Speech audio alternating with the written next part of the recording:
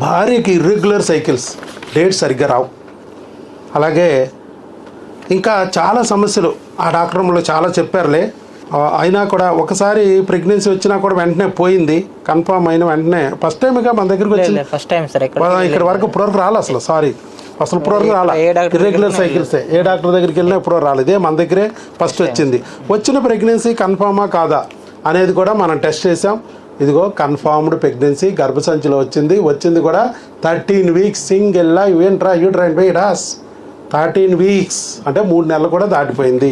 పీటల్ heart చక్కగా ఉంది, placenta బాగుంది, లైకర్ ఎడిక్వేటు, సర్విక్స్ కూడా బ్రహ్మాండంగా ఉంది అని చెప్పి ఇచ్చారు. Single live intrauterine foetus 13 weeks gestational age. ఇదిగో బొమ్మలు కూడా ఇచ్చారు, 3Dలో ఇచ్చారు, కలర్ఫుల్గా ఇచ్చారు. లోపల బిడ్డను కూడా చూసుకోవచ్చు. ఇప్పుడే చిన్నగా ఎదుగుతున్నాడు, బుడి తల, ఇదిగో వెన్నుపూస, ఇలా అన్నీ ఇచ్చారు. ఫ్రంటే కాదు బ్యాక్ కూడా ఇచ్చారు. చక్కగా బొమ్మలు కూడా మంచిగా ఇచ్చారు, క్వాలిటీగా.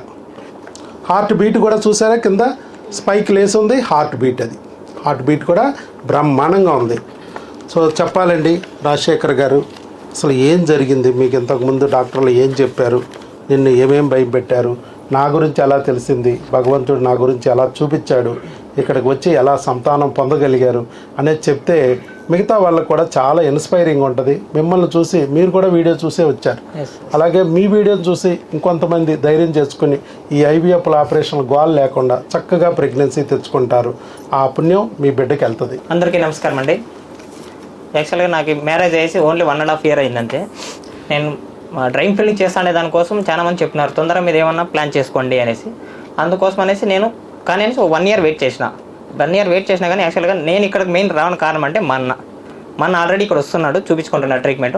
అందుకోసం మా అన్న చెప్పినాడు, ఎక్కడికి వెళ్ళొద్దు, నువ్వు వెళ్తే డైరెక్ట్ ఒకసారి వీడియోస్ చూస్తుండు, నీకు అర్థమవుతుంది. 1 year ట్రై చెయ్యి, సార్ ఏం చెప్తున్నాడని నీకు అర్థమవుతుందని చెప్పినాడు. 1 year నేను ఫాలో చేసిన సార్ వీడియోస్ చూస్తున్నా. తర్వాత నాకు 1 year అయింది, ఇంకా కాలేదు. ఇర్రెగ్యులర్ పీరియడ్ మా వైఫ్కి యాక్చువల్గా అంటే 3 months 4 months కూడా ఒకసారి అవ్వలేదు. అందుకోసం అనేసి డైరెక్ట్ ఇంకా సార్ దగ్గరికి వెళ్దాం, ఎక్కడికి మామూలుగా చూపించుకున్నాం పీరియడ్ అవుతారా అనే దానికోసం సార్ వాళ్ళు వేరే బయట 2-3 times వెళ్ళాం అంతే, చాలా వెళ్ళలేదు. బట్ డైరెక్ట్ ఇంక సార్ దగ్గరికి వెళ్దాం, ఎక్కడ వద్దు, సారే ఫ్యామిలీ డాక్టర్గా ఫిక్స్ చేసుకో, మైండ్లో ఫిక్స్ అయిపోయినా. మన చెప్పినాడు వేరే ఎక్కడికి వెళ్ళొద్దు, డైరెక్ట్ సార్నే నమ్ము. నేను వీడియోలోకి వీడియోలోకి అదే ఫిక్స్ అయిపోయినా, సార్ దగ్గరికి వెళ్ళాలా, సార్ చెప్పే మోటివేషన్ చూసి ఇక్కడే చూపించకూడదు, ఊరికి IVL అనేసి భయపెట్టేస్తారు మనకి. అది వెళ్ళినా మనకి ఇంకా హెల్త్కి చాలా ఇబ్బంది అవుతుందనే ఉద్దేశంతో సార్నే ఫిక్స్ అయిపోయినాను. అందుకు 1 year తర్వాత వచ్చిన సార్ దగ్గర అన్ని కలిసిన ఇక్కడే వచ్చాను. మేము కొన్నాను ఎక్కడ ఏ ప్లేస్ సంతోషపడతారు, అదే ప్లేస్లో వచ్చేసాము. మాకు 2 monthsకే వచ్చేసింది.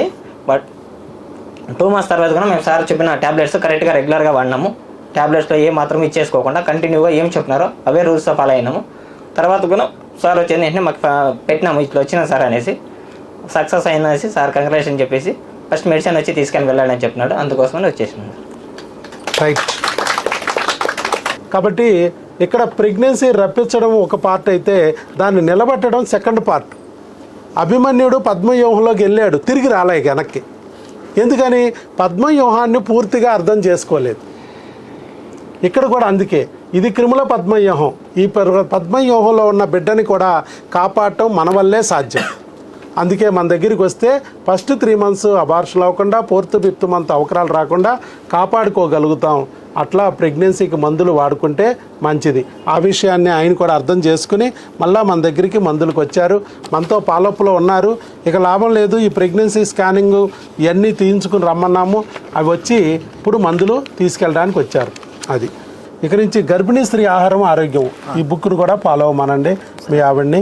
అలాగే మందులు కూడా నేను ఇచ్చాను, అవి చేసుకుంటా ఉండండి. దగ్గరలో ఉన్న ఫ్యామిలీ డాక్టర్ చూపించుకొని మన మందులు కంపల్సరీ వాడాలి. మన మందులు కాకుండా అదనంగా ఏమన్నా ఇస్తే అవి కూడా వాడుకోవచ్చు అక్కడ. ఓకే.